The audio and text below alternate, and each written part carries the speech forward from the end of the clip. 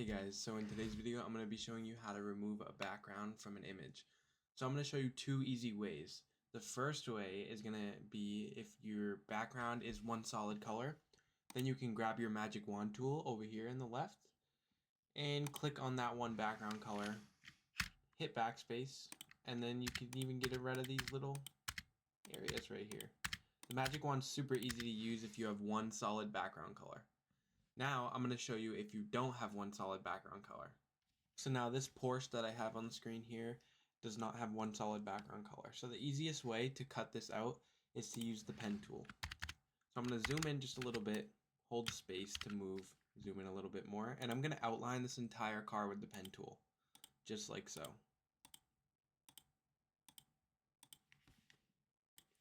Just like this, and complete the loop. And then what you're going to do is in the top left here, you're going to click Make Selection, hit OK, and then you're going to click Select, Inverse, Backspace, and there you go. So that is how you cut something out that doesn't have a solid one background color. So if you guys enjoyed this video, hit that like button, don't forget to subscribe, and I'll see you in the next tutorial. Peace out.